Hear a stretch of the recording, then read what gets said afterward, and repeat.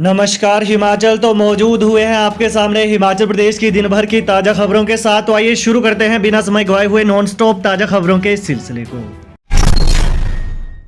हिमाचल में चुनाव प्रचार का शोर थमा, अब डोर टू डोर जाएंगे प्रत्याशी। हिमाचल प्रदेश विधानसभा चुनाव के लिए आज शाम 5 बजे से प्रचार का शोर थम गया है। अब प्रचार थमने के बाद मतदान के दिन से पहले तक सभी प्रत्याशी बिना किसी शोर शराबे के डोर टू डोर संपर्क करेंगे।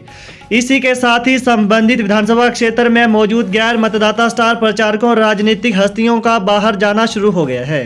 प्रचार के अंतिम दिन सत्तारूढ़ भाजपा और मुख्य विपक्षी दल कांग्रेस से लेकर निर्दलीय प्रत्याशियों ने चुनाव प्रचार में पूरी ताकत झोंक दी।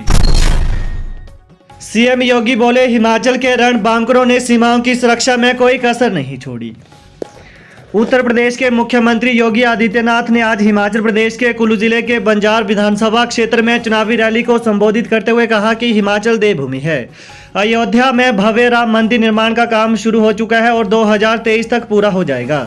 आज भारत दुनिया का फिसड्डी राष्ट्र नहीं नेतृत्व करता है। पीएम मोदी के नेतृत्व में भारत की वैश्विक मंच पर भारत की प्रतिष्ठा बढ़ी है। वहीं यूपी के सीएम ने कहा कि हिमाचल प्रदेश के रणबांकुरों ने जब भी भारत को आवश्यकता पड़ी सीमाओं की सुरक्षा में कोई कसर नहीं छोड़ी। कारगिल युद्ध हो या उससे पहले के हर युद्ध में हिमाचल के वीर जवानों ने अपने प्राणों की बाजी लगाकर भारत की आन बान और शान की रक्षा की। चुनावी डिबेट के दौरान भाजपा कांग्रेस कार्यकर्ताओं के बीच मारपीट, बम्बर ठाकुर ने किया चक्का जाम।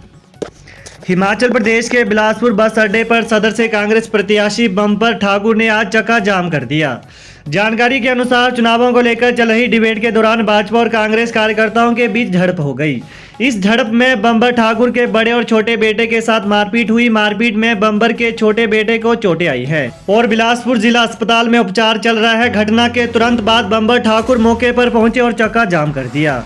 वहीं आरोप है कि हरीश नड्डा ने बम्बर ठाकुर के बेटों के साथ मारपीट करवाई है। कांग्रेस कार्यकर्ताओं का आरोप है कि मारपीट करने वाले हरियाणा नंबर की गाड़ी में आए थे और पुलिस ने उन्हें मौके से भागने में मदद की। घटना के बाद चंडीगढ़ मनाली राष्ट्रीय राजमार्ग को बंद कर दिया गया और ट्रैफिक कोर्ट रोड से डाइवर्ट कर दिया गया है। वहीं हरीश नड्डा ने कहा कि भाजपा कार्यकर्ताओं के साथ भी मारपीट हुई है। कहा कि वह स्वयं मौके पर मौजूद नहीं थे। Himachal Pradesh board of school education के इस निर्णय से जेएफटी प्रशिक्षु खफा, कक्षाओं का किया बहिष्कार।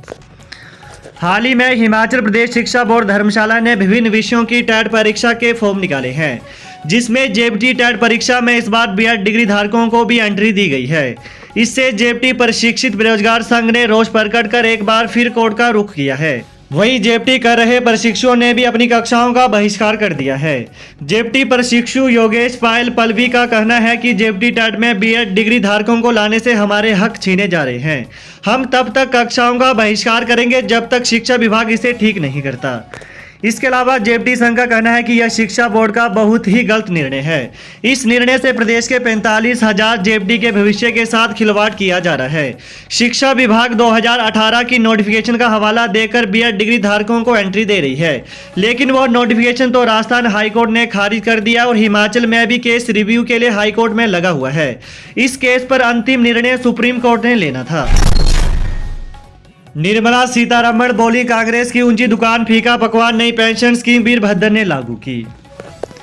केंद्रीय वित्त मंत्री निर्मला सीतारमण ने कहा कि हिमाचल प्रदेश में डबल इंजन सरकार बहुत बेहतरीन काम कर रही है। केंद्र से राज्य सरकार को सहायता भी बहुत मिली है। भाजपा ने अपने संकल्प पत्र में महिलाओं के लिए अलग से घोषणा पत्र जारी किया है। सीतारमण ने कहा कि महिला की सुरक्षा भाजपा सरकार से ज्यादा कोई नहीं कर सकती है।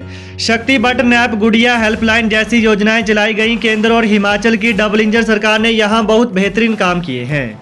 उन्होंने कहा कि अब की बार राज नहीं रिवाज बदलना है। उन्होंने कहा कि कांग्रेस की ऊंची दुकान फीका पकवान है और इस पर बात न की जाए तो सही है। न्यू पेंशन स्कीम एनपीएस को कांग्रेस में मुख्यमंत्री रहे वीरभद्र सिंह ने ही लागू किया था। आज शिमला में मीडिया से बातचीत में उन्होंने कहा कि कई नेता प्रदेश में प्रचार कर रहे हैं।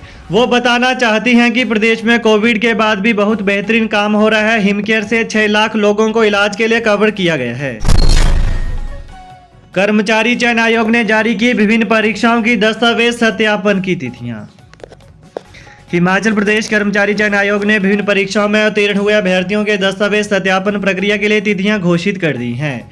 Post code 969 inspector legal metrology और पोस्ट कोड 975 इलेक्ट्रीशियन का 14 नवंबर, पोस्ट कोड 960 लेबोरेटरी असिस्टेंट व पोस्ट कोड 977 मार्केट सुपरवाइजर का 15 नवंबर, पोस्ट कोड 974 इलेक्ट्रीशियन का 16 नवंबर, सब स्टेशन अटेंडेंट का 17 से 23 नवंबर तक, पोस्ट कोड 964 लॉ ऑफिसर का 24 नवंबर, पोस्ट कोड 976 फीडर का 24 नवंबर, post code 970 junior engineer civil का 25 नवंबर, पोस्ट कोड 971 लाइनमैन का 25 से 30 नवंबर तक दस्तावेज सत्यापन किया जाएगा।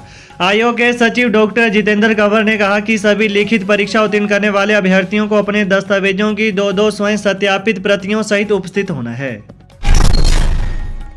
सचिन पायलट बोले, भाजपा का एक इंजन 12 नवंबर को हो जाएगा सीज।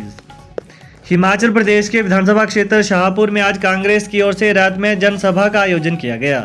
कांग्रेस के स्टार प्रचारक और राजस्थान के पूर्व उप मुख्यमंत्री सचिन पायलट ने कहा कि हिमाचल की भाजपा सरकार हर समय डबल इंजन की बात कर लोगों को गुमराह करती है। पायलट ने कहा कि भाजपा सरकार का एक इंजन 12 नवंबर को सीज हो जाएगा और दूसरा 2024 में। उन्होंने कहा कि भाजपा ने 8 साल में कुछ काम नहीं किया है। पायलट ने कहा कि इन 8 सालों में महंगाई ज्यादा हुई, गैस सिलेंडर 1200 रुपए का हुआ है। पायलट ने कहा कि भाजपा के शासनकाल में अमीर और अमीर होता गया और गरीब की हालत अब ऐसी हो गई है कि एक वक्त का खाना भी वे अपने परिवार को नहीं खिला पा रहे हैं।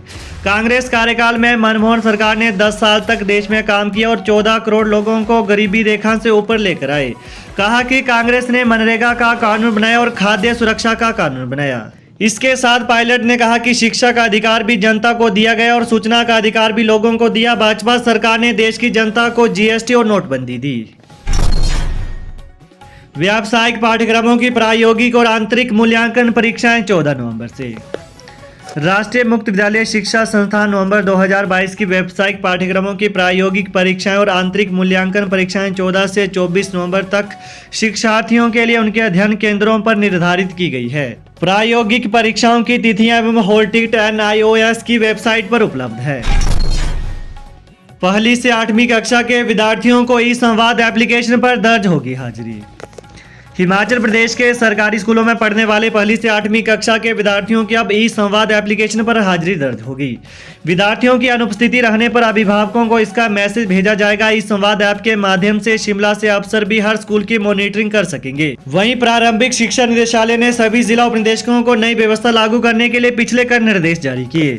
बीते वर्ष प्रदेश में ई-संवाद ऐप की स्कूलों में शुरुआत की गई थी। इस ऐप के तहत अभिभावक नियमित रूप से अपने बच्चों के प्रदर्शन, छुट्टियों, परीक्षा और SMC बैठक की तारीख के बारे में जान सकते हैं। ऐप के माध्यम से हाजिरी दर्ज करने की व्यवस्था को शिक्षा निदेशालय ने अब शुरू कर दिया है। सीएम जयराम बोले, भावनाओं को समझता हूं, कांग्रेस से सचेत रहे कर्मचारी। मुख्यमंत्री जयराम ठाकुर ने कहा है कि ओल्ड पेंशन स्कीम OPS पर भाजपा शुरू से ही स्पष्ट है।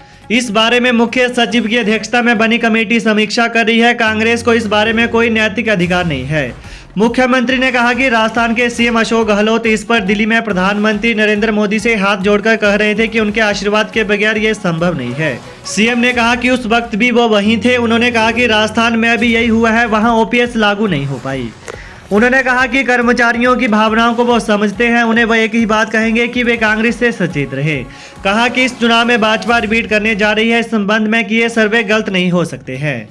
तो ये है आज दिन भर के मुख्य समाचार। तो प्रदेश की ताजा खबरों को पाने के लिए चैनल को जरूर सब्सक्राइब करें। Thanks for watching. जय हिंद, जय हिमाचल।